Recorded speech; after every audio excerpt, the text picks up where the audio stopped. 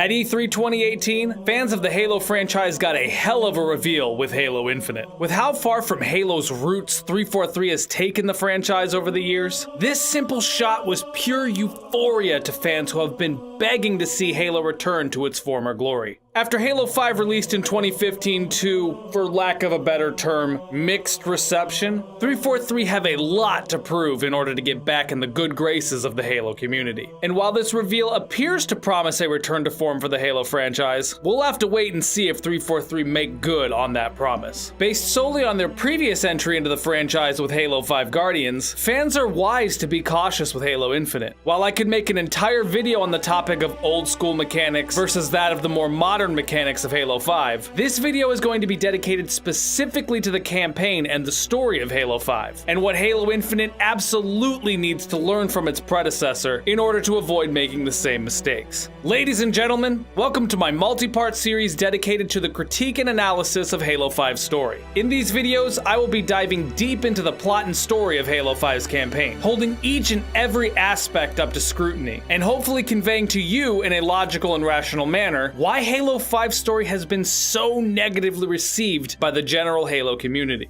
And as you could probably glean by the fact that this is a multi-part series and these parts are absurdly long, there is a lot to cover here. But before we jump in though, there is some general housekeeping that I have to cover really quick. First and foremost, I can be a fairly over-the-top individual at times, especially when it comes to things that I am passionate about. On this channel specifically, I become a caricature of myself for the sake of entertainment. Because of this, there will be times where I become fairly heated in these videos. There will be the occasional harsh joke, hyperbolic statement, or accusation as I go along. And while I can admit that as a fan, I am incredibly disappointed with the story that shipped with Halo 5, I want to make it clear that I have no ill will towards any of the developers that worked on this game. This isn't a critique of them as people, nor their abilities as creators. It is simply a critique on a piece of their work. I vehemently encourage you to read the description of this video, as I feel my stance on this matter must be made abundantly clear. While there may be a lot to read, I believe it is incredibly important to understand both perspectives of something, and to remember that the creators are people too. Despite how I may come off throughout these videos, I have nothing but respect for 343 and the other developers that worked on Halo 5. Sometimes even talented developers giving the most valiant of an effort can yield less than stellar results, and I truly believe that that is the case with Halo 5. With that all being said, it is clear that Halo 5's story did not come together nearly as well as I believe 343 had hoped. Things didn't go as planned, and the story that shipped with Halo 5 is considered by many to be the worst in franchise history. As someone in that camp, and someone who believes that Halo 5's story ultimately failed almost everything it set out to accomplish, I plan to cover why I believe this story was such a flop.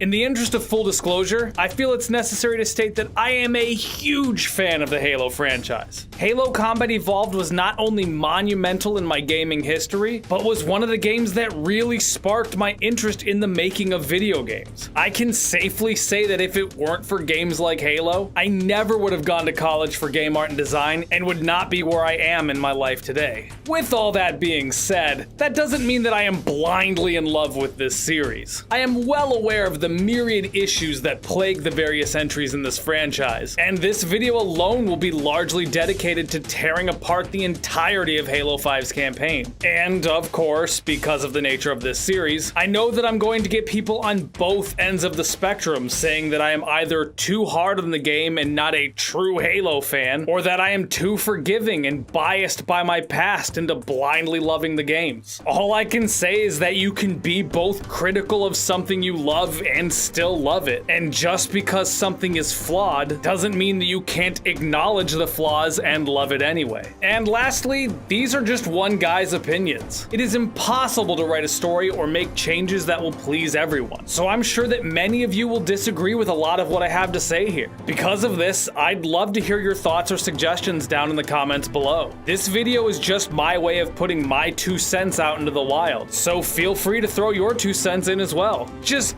do it nicely, if you would. I'm also going to be judging these campaigns based on the information that is readily accessible within the video game itself, meaning that any expanded universe lore from any other medium will have limited to no application in my arguments. While I feel that expanded lore can be a great addition to any franchise, it needs to be just that, an addition. Someone who plays and enjoys video games shouldn't have to also watch several movies or read several books just to understand the next installment of the game franchise, an aspect that Halo 5 completely and utterly failed on. It's also important to note that I have not personally experienced all of the expanded universe lore myself, so I may make a suggestion or claim based on what is shown in the video games that is either incorrect or clarified in the expanded universe. This is bound to happen, and while I could spend weeks delving into the expanded lore for the sake of this video, I don't have the free time for that. But more importantly, I think that inherently defeats the point. The game should make cohesive and logical sense in and of themselves, and not rely on the other materials in order to understand them. With all that out of the way and the fact that I am already several pages into this script, let's jump into the meat and potatoes of this video.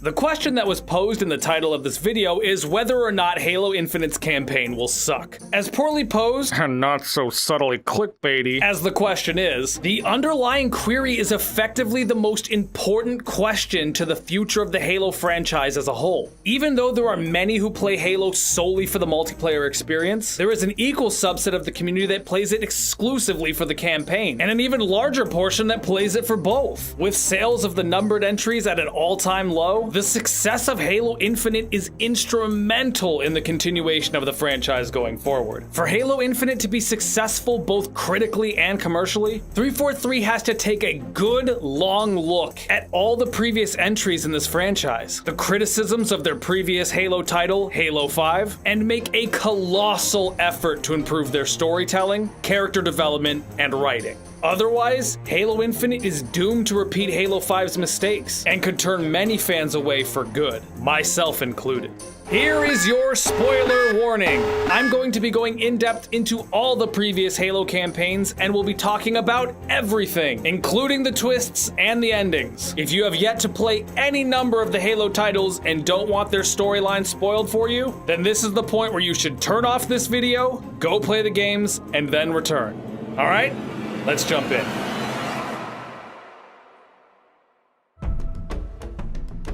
I'm gonna be honest with all of you. I hated Halo 5's story. As much as it pains me to use that word, I really did. I thought the story was a complete mess. The new characters were boring and underdeveloped. Fireteam Osiris was completely unnecessary, and the entire plotline with Cortana was flat out infuriating. I can safely say that the only thing I did enjoy about Halo 5's campaign was that it was a fun campaign to play. Sure, it had some problems on the gameplay front, but it was a marked improvement over its predecessor, Halo 4, which was significantly less fun to play through in my opinion. But simply being fun isn't enough to carry a story-driven campaign, especially when the campaign keeps taking you out of the action to tell you a story that simply isn't compelling or well told. And most certainly not enough for a Halo game, a series known for its expert blending of story and gameplay. Dark Souls works without any real story, as while gameplay is king, it is also never interrupted by constant dialogue, and the few cutscenes that do exist are short, almost always there to introduce a character or boss, and are few and far between. But Halo 5 tries to tell you a story, and is thus constantly bombarding you with dialogue and cutscenes that break up the gameplay. And because the story is all over the place, poorly told, and at times virtually impossible to follow, it drags the campaign down and makes for a terribly uneven experience in terms of quality. Those who know me know that I value gameplay over storytelling, but that doesn't mean that solid gameplay is the only requirement for a satisfying single-player experience, especially a story-driven one. Gameplay is king, but it needs to be supplemented with a believable world, stellar art direction, an engaging story, and interesting and believable characters in order to make for a truly satisfying story-driven experience. And while Halo 5 may be fun to play through, has a believable world and stellar art direction, it essentially fails at delivering an engaging story or any interesting and believable characters. This is simply unacceptable for almost any game, but especially especially for a Halo game, a franchise known for having strong stories, characters, and universe. Halo 5's story could have been so much more, but due to poor plot development, uninteresting characters, unbelievable character motives, a misdirected character focus, and countless poor plot and character decisions, it ends up coming off as a mess of both good and bad ideas, all of which were executed about as poorly as they possibly could have been.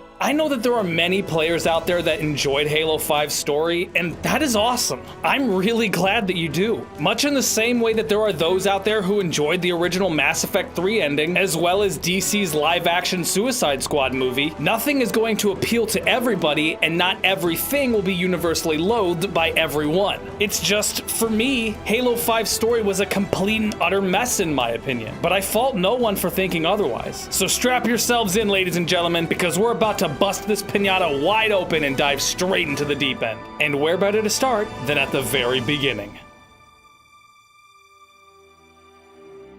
If you were like most of us in the gaming community, you saw many a trailer, ARG, or advertisement setting up Halo 5 to be this colossal hunt for the Master Chief, who has gone AWOL for some undisclosed reason, and that you'll spend part of or all of the campaign as part of a task force assigned to bring him in. Whether or not this was an interesting prospect for you is neither here nor there, but it is what these advertisements were selling you. After playing Halo 5, we now know these advertisements were only technically true, and the product we purchased in October of 2015 was largely misrepresented by its pre-release media. This is all a nice way of saying that these advertisements essentially lied to you. Now, I'm not sure how well that would hold up in court if anyone wanted to try to take 343 to task with a false advertising claim, because it wasn't a complete lie on technicality alone. You do hunt the chief, but only in the loosest interpretation of hunt you could apply. The intense conflict you were sold in the advertisements is absent from the game. The confrontation, moral implications, and ideological debate is absent from the game. And what you are ultimately left with in Halo 5 is a long case of follow the breadcrumbs until you ultimately and inevitably side with him in the end. What we got in the final product was both disappointing and misleading, and I honestly couldn't blame anyone for bashing Halo 5 on that aspect alone. But that isn't even the tip of the iceberg when it comes to the problems with Halo 5's story. In the words of Master Chief,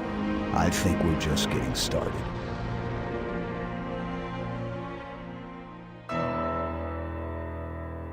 the problems with Halo 5 are made abundantly clear within the first 10 minutes of starting up the campaign. There is an entire game's worth of story missing between the very end of Halo 4 and the very beginning of Halo 5. Unless you are one of those hardcore Halo superfans who consume every bit of expanded universe lore, you are going to be incredibly lost when booting up Halo 5. Halo Combat Evolved ends with the Master Chief and Cortana escaping the exploding Halo ring and a longsword, and Halo 2 picks up shortly after Chief has returned to Earth. I know that the First Strike novel takes place between Halo 1 and 2, and that a lot of stuff happens between those two games according to the book, but none of it, and I mean absolutely none of it, is required to understand the premise of Halo 2 or any of the unfolding story in the game. While not directly clear as to the timeline, it's safe to assume that not a lot of time has passed since Chief has returned to Earth, as within minutes of starting the game, the characters are receiving commendations for their actions in Halo Combat Evolved. Halo 2 ends with the Master Chief on board the Forerunner ship that Truth has taken back to Earth, and Halo 3 picks up almost directly after the end of Halo 2 with Chief crash landing back to Earth. There is a clear and concise chain of events that happen between the end of Halo 2 and the beginning of Halo 3 that is demonstrated wholly in-game within the first 5 minutes of booting it up, making it clear and easy for the player to connect the dots and follow the plot progression. Again, I know that in the expanded lore a lot happens during Chief's time on Truth's ship, but none of it is required to understand Halo 2 nor Halo 3. Even Halo 4, 343's first foray into the Halo universe, picks up almost directly after the events of Halo 3. Halo 3 ends with the Master Chief entering cryosleep and telling Cortana to Wake me when you need me.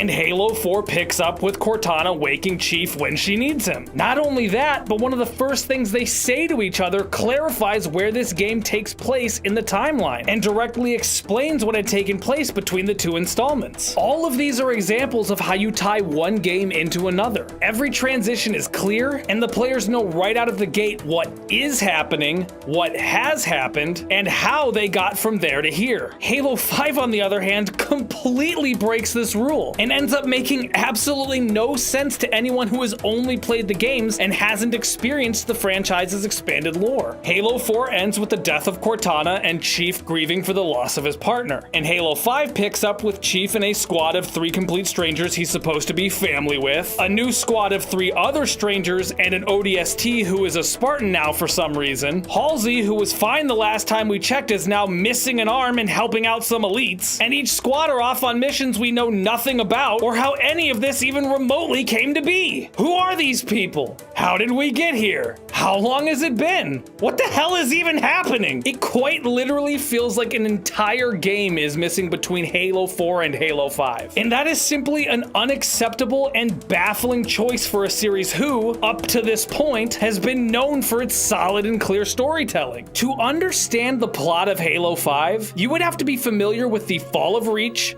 First Strike, New Blood, Last Light, and Hunters in the Dark books, the Escalation comic series, every mission from the Spartan Ops mode in Halo 4, which took 105 days from the release of Episode 1 to the release of Episode 10, so I hope you put on your dedication pants when Halo 4 came out. Listen to the Hunt the Truth podcasts, which took 219 days from the release of Episode 1 of Season 1 to Episode 6 of Season 2, nearly a year to unfold, I might add, the Halo Nightfall series, and the personal notes of every writer and producer at 343. Okay, while that last part was a bit of rhetoric on my end, my point still stands. It is unacceptable and unrealistic to expect your average player to have experienced even a tenth of that expanded lore, let alone all of it. So to make that the pillar of the premise of your game is not only self-defeating, it's a complete fool's gambit. This is easily one of the most egregious offenses committed in the production of Halo 5, and should never have made it out of the concept stage of development, let alone find its way into the final product. This was a complete and utter mistake, and sets the tone for how out of touch and misguided the rest of Halo 5's story will be as you progress through the game. This decision puts a bad taste in the mouths of the general audience from the second they press start, a taste that will linger throughout the rest of the game, and that is definitely not the note you want your players to start out on. It's clear that 343 wanted to incorporate the expanded universe lore into the games so they could not only expand the universe and the stories they can tell, but also give fans of the expanded universe lore some nods and connections here and there. While a good idea in concept, the references to the expanded lore should be just that. References, not the pillars that you build the entirety of your story on. To leave everyone but the 1% out of understanding the premise of your game is the definition of failure in storytelling. Who is Spartan Locke? You may be asking upon starting Halo 5. He was never in the previous Halo games. Oh, you didn't watch Halo Nightfall or the added cutscenes in the Master Chief Collection? Well then... Secure your noise hole, soldier! You don't get to know who he is. Wait.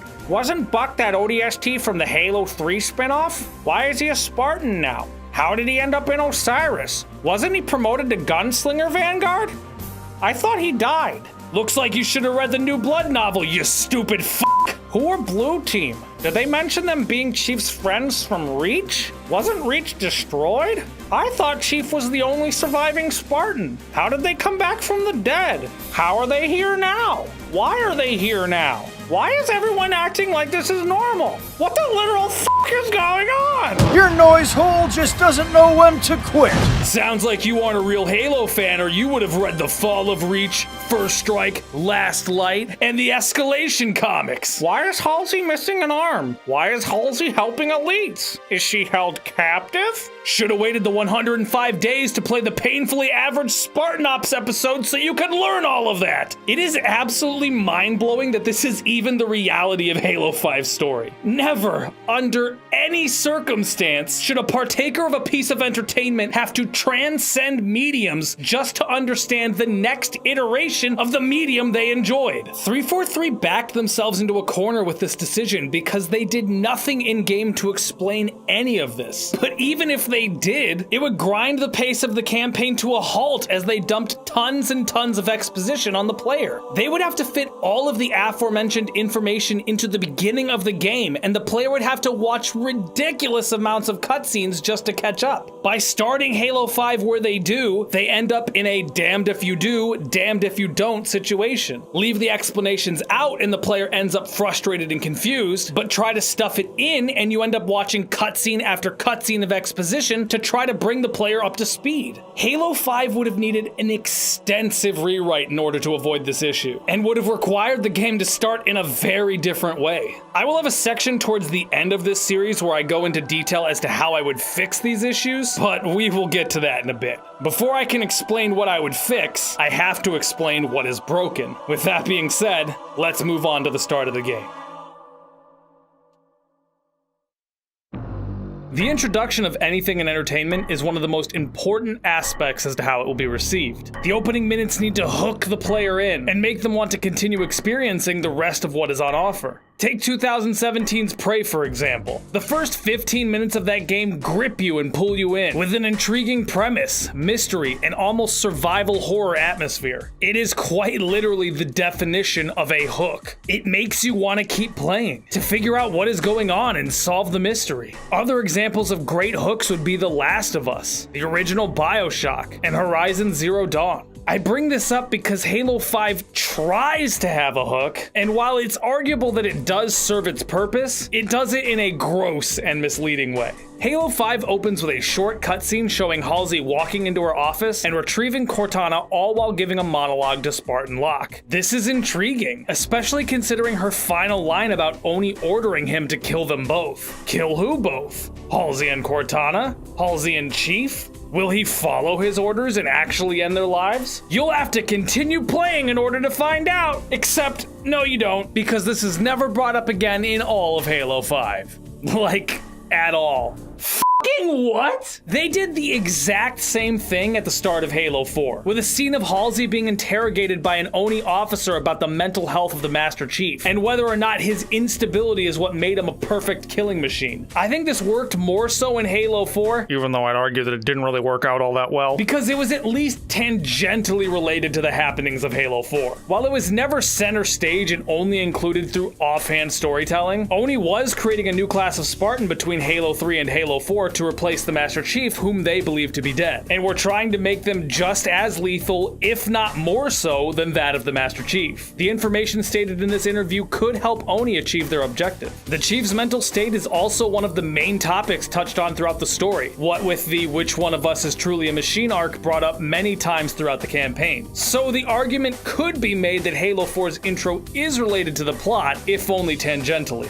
Halo 5's, on the other hand, is like seeing a restaurant with a sign that states "World's Best Fries Sold Here," but when you walk inside, you find out they only sell hot dogs. Now, I'm not bashing on hot dogs. My point is that you are being hooked in by something that isn't there. It's a bait and switch, and it completely defeats the point of the hook. By doing what 343 did with this opening cutscene, you'll at best end up forgetting about this opener by the end of the game, or at worst wonder why the hell it was even there in the first place. I mean, why is this scene here? It does nothing but pose a question that is never answered or touched on again. Why did 343 pay for this scene to be made? It's almost as though they wrote the story to eventually tie back into this opening cutscene, but somewhere in development that tie got cut and nobody thought to remove the scene in response to the change. Or, more insidiously, is that it was left in because it is an intriguing opener, and they would rather deceive the audience in order to hook them in, rather than leave it out and lose that hook.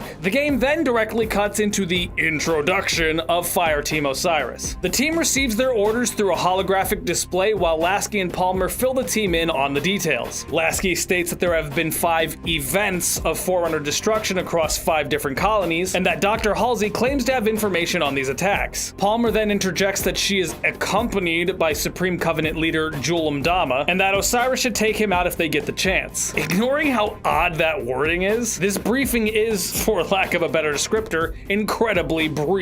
I understand the idea of cutting to the chase and getting the player directly into the action, but the line between too much exposition and not enough is a damn thin one. Dilly-dally too long and the player loses interest and gets bored, but cut the scene too short and the player has no time to get invested. This entire briefing lasts less than 45 seconds and is told 100% through expository dialogue. There is very little in terms of visuals, and those that are there aren't clear. What is this? A crater? A cliff?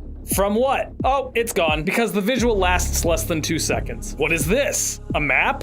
Of what? And what are all these orange indicators? Oh, there's the cut, and you had less than 3 seconds to look at it. I understand this is a military briefing, and while I am sure that in reality these are as dry and to the point as things can get, when realism comes at the cost of entertainment or clarity, creative liberties must be taken for the sake of the audience. While this did its job of being what I imagine a military briefing 500 years in the future would be like, it failed at providing information and objectives in an interesting and intriguing manner. I'm gonna be honest with you. The first time I played through this game, I missed half of what this cutscene was trying to tell me. I had completely forgotten who Julam Dama was, or that he was from Spartan Ops in Halo 4. I missed the part about Halsey having information on the incidents, and because of that, I didn't understand why they were trying to get her after just stating that the Guardians, or should I say incidents, were the main threat. Now you could argue that the information is there, and that's on me for not retaining it, but I would argue that this scene isn't the most conducive for picking up that information upon first viewing.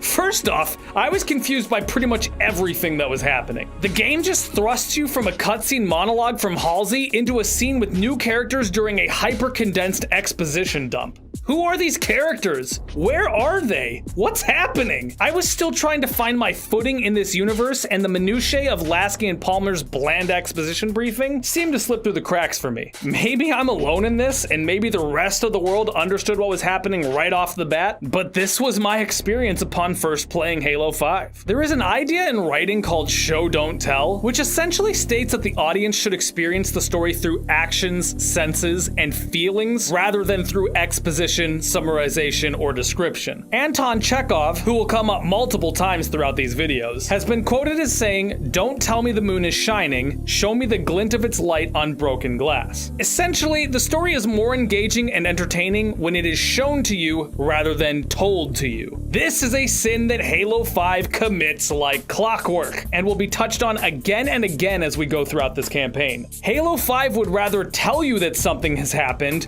that a character has done something, or what you should be feeling, rather than show it to you and let you develop those thoughts or feelings on your own. After the briefing, Tanaka asks if anyone wants to say a few words before they jump, and we are treated to this line by Buck. I figure if God can hear how scared I am, so can everyone else.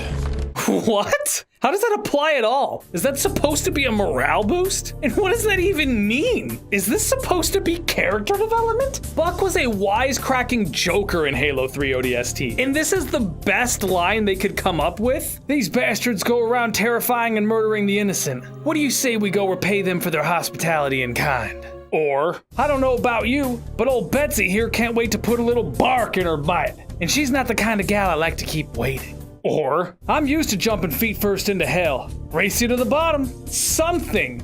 Anything. They could have gone with 1,000 different things for him to say, and this is what they went with?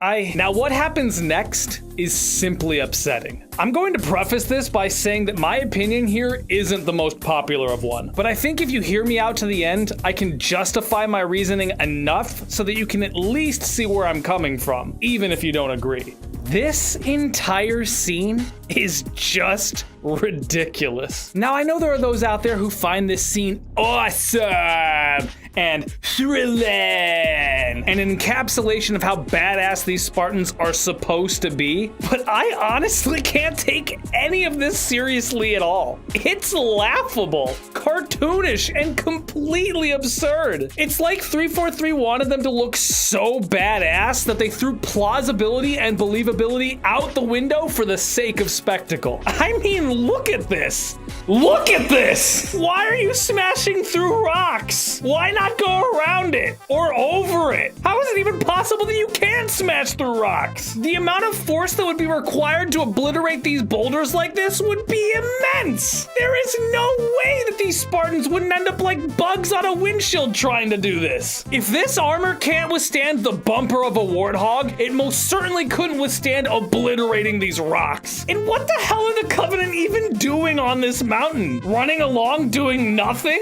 Why did they land on the top of the mountain only to manually run down it? Who are they fighting? The Prometheans? Why? Look at these Spartans! That Spartan just jumped on and essentially one-shot the gunner of that Wraith. Why don't these elites have shields? Why is this dropship crashing into the ground? Like, seriously, why? So that Vale could board it? Hey, Jackals! Shoot her! Shoot her with your guns! Elites! Shoot her! Stab her with your swords! Why are you just standing there? Do something! Why are you just letting her kill you all? Did you just wake up from a nap? Are you frozen with fear? Blinded by her majesty? Paralyzed? Dumbstruck? Spartan Locke just took out 2 entire ghosts by stepping on them! I mean, come on! What is this? What is this? This entire scene is absolutely ludicrous and makes the Covenant look like a bunch of bumbling idiots. The choreography makes Osiris look like they were ripped out of an anime and the Covenant like the goons from The Dark Knight Rises. The Covenant are supposed to be lethal, planet-killing aliens who slaughter ruthlessly and unconditionally. But based on this cutscene alone, they look so incompetent that they couldn't even manage to kill themselves, let alone anything else. There is no tension in this scene at all, and it all just looks absurd. You can make someone a complete and total badass and still make the fight feel believable and grounded in reality. But you can't break your universe's established rules in order to do so, and you absolutely have to have top-notch choreography. Elites have shields and cannot be taken out with a couple bullets of an SMG. Ghosts cannot be destroyed by stepping on them. Enemies don't just stand around waiting to be killed. Okay, maybe sometimes they do. And you can't obliterate rocks by Spartan charging into them. This isn't how any of this can happen in gameplay, and therefore cannot be how it happens in a cutscene. Take a look at this scene from the Book of Eli, and then rewatch the scene of Vale on that dropship.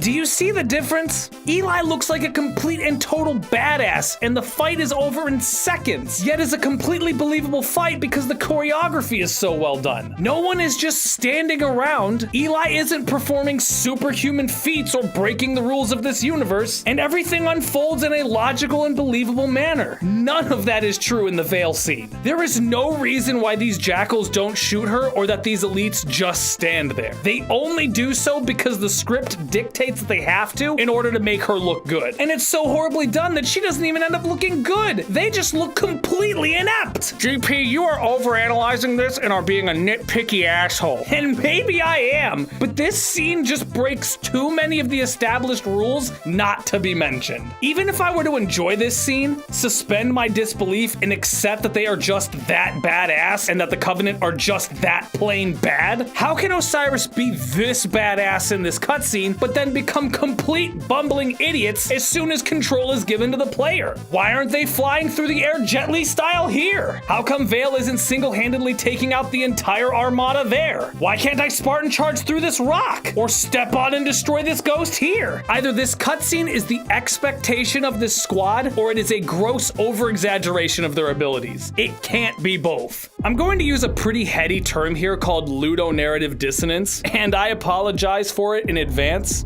Essentially, ludonarrative dissonance is when the narrative told through gameplay clashes with or contradicts the narrative told through the story. This is typically applied to the player character's actions during gameplay, but I personally believe it can extend to anything experienced through the gameplay, be that the player actions, AI actions, or game mechanics. While my example here is a bit of a departure from the original definition, the point is that this dissonance can pull the player out of the game and break immersion, which isn't something that you want in a game that is trying to tell you a story and keep you immersed. Halo 5's campaign is plagued with this kind of dissonance, and I think that this Osiris cutscene is a prime example of this. The bad choreography and suspension of disbelief aside, the narrative told through the story is that these Spartans can perform these incredible feats. But the narrative told through the gameplay, not only through what the player can do, but what his AI companions can do as well, goes in direct violation of what is shown in these cutscenes. I don't think this kind of consistency is some outrageous thing to ask for, even in a Halo game. I know that previous Halo titles have suffered a similar sort of dissonance, demonstrated by Chief surviving riding a door from space in Halo 3, but then dying 5 minutes later by falling 30 feet into a lake. But it's never stuck out as egregiously to me as it does in Halo 5. After that cutscene, control is given to the player, and Osiris spouts a bunch of exposition while shooting their way through a few groups of enemies. Again, a whole lot of telling and very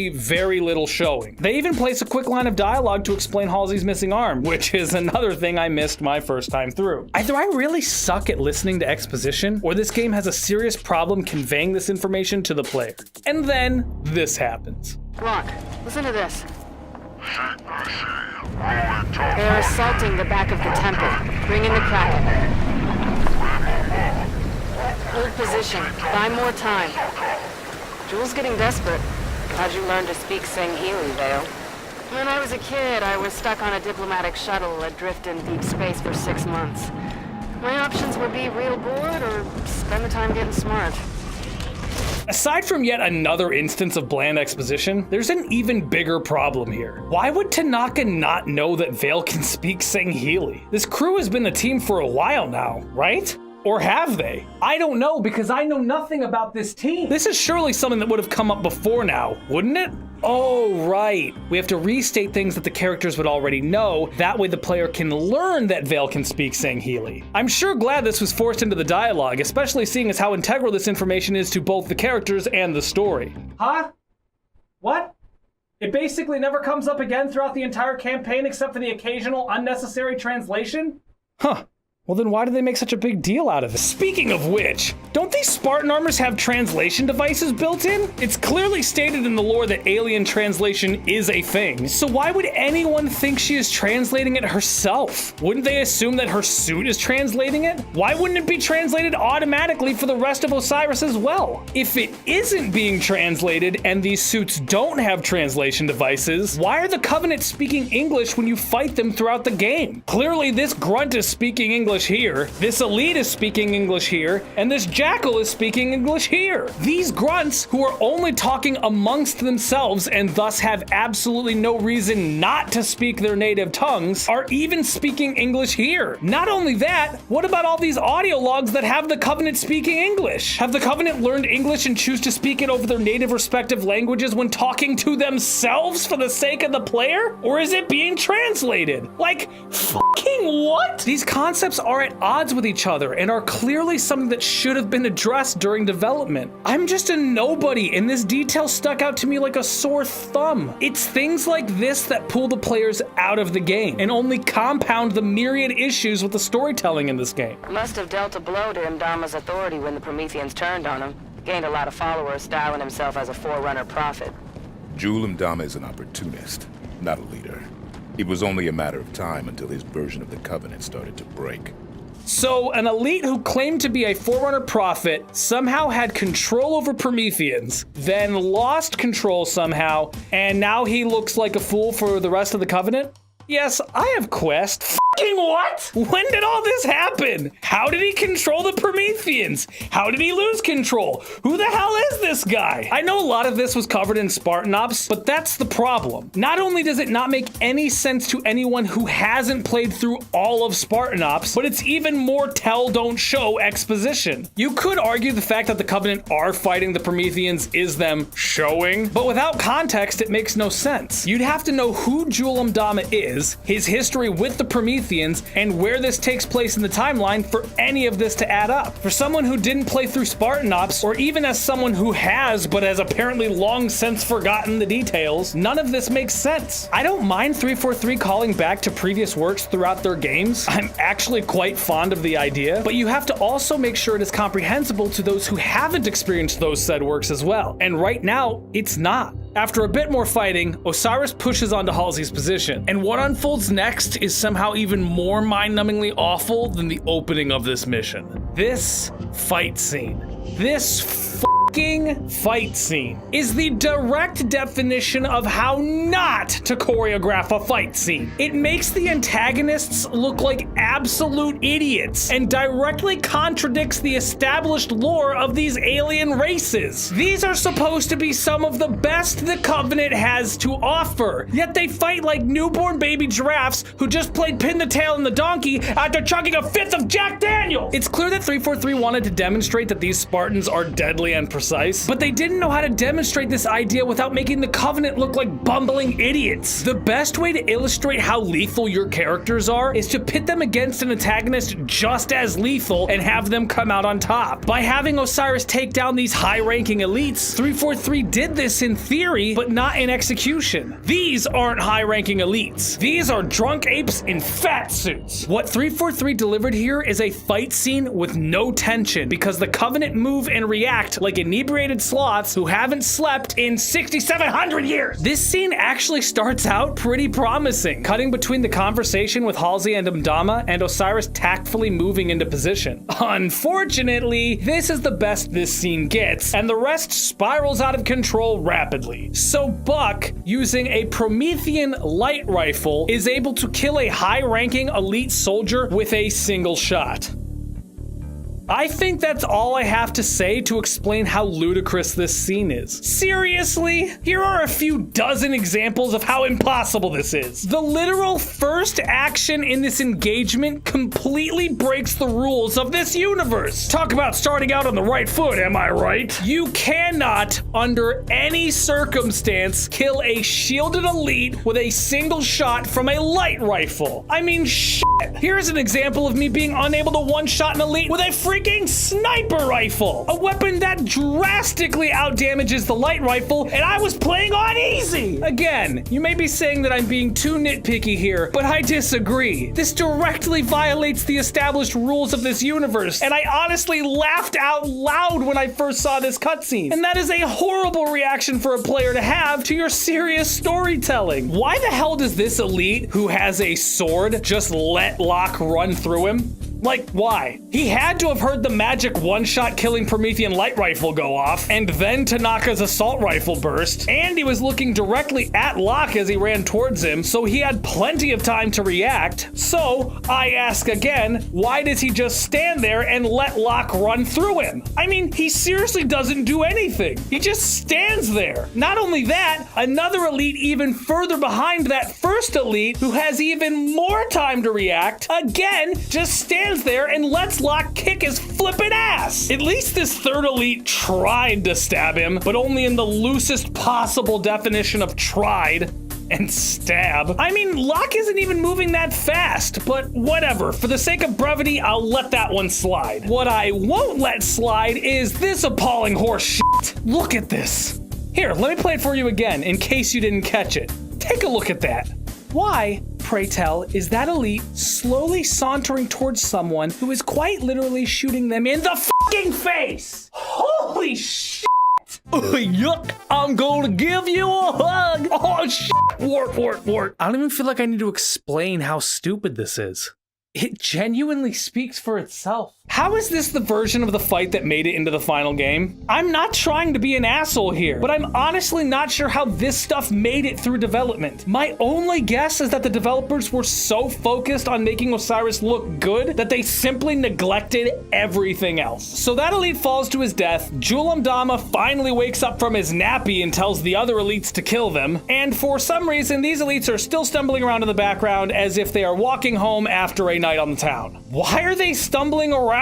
Or, more importantly, why are they turning their freaking backs on the Spartan that just attacked them? Fucking why? That makes no sense. No one in the history of anyone ever gets punched in the face and then tries to stab the person doing the punching and then not even a second later goes, you know, I should turn around and let this guy stab me in the back as I make my way up this ramp. Man, this is such a good idea. I'm the smartest person ever. Okay. Take a deep breath. So then, Julam Dama, who is facing Locke and has had plenty of time to prepare, completely whiffs and takes a blade to the gut. For some reason, he doesn't have his shields turned on, which would have protected him from that knife. I guess his shields must have run on brain power or something, which explains why they didn't function. He then manages to whiff again and again and again until he's dead. Oh, whatever. Can we move on already? This is just upsetting. Hey, man, get off my back, would ya? This isn't fair, nice. Oh, I'm dead. Hurt. Wart.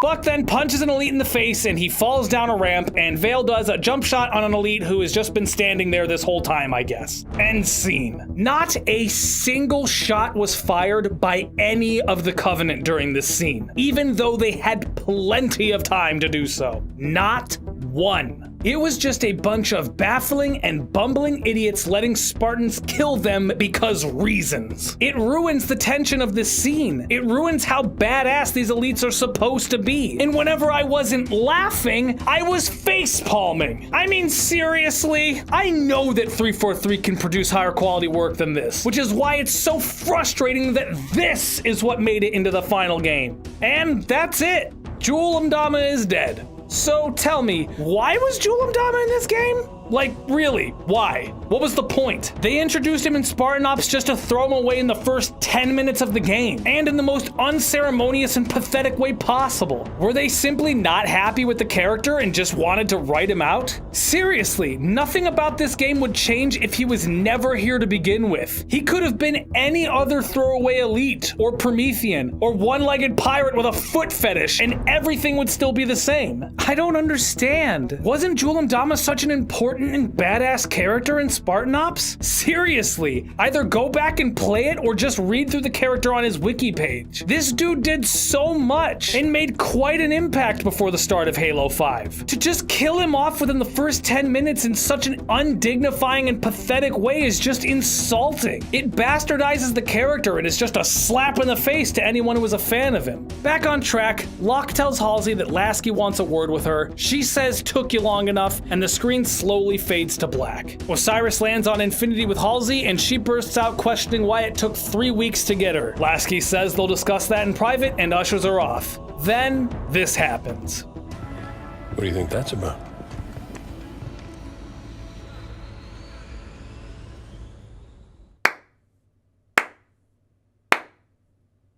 This is the f***ing protagonist of Halo 5, everyone. This f***ing asshole. What an interesting and compelling character. Golly gee gosh, I can't wait to see more of him.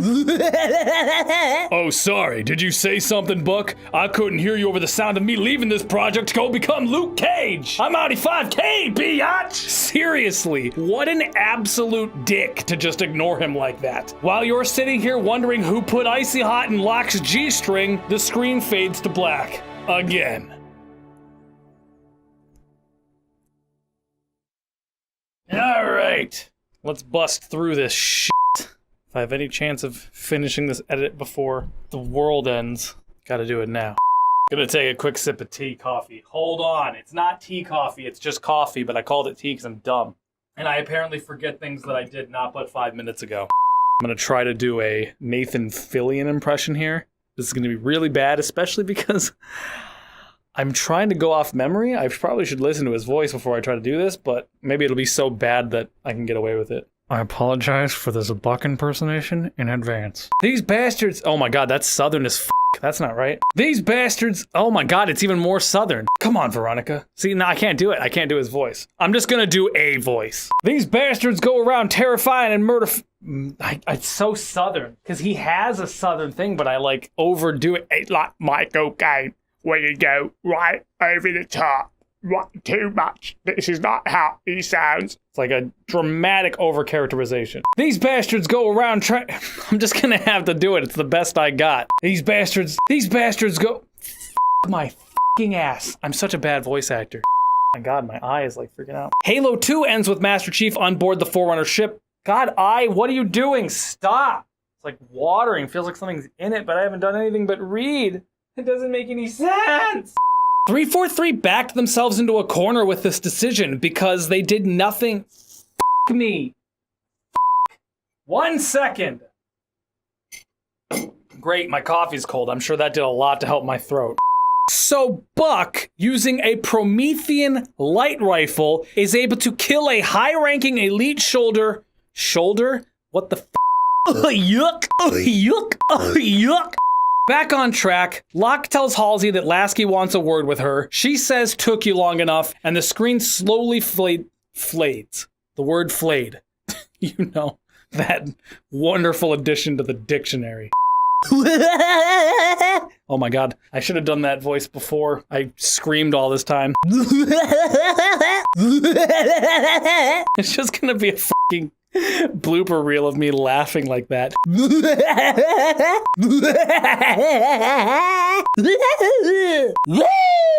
Oh, I probably clipped with that one, sorry.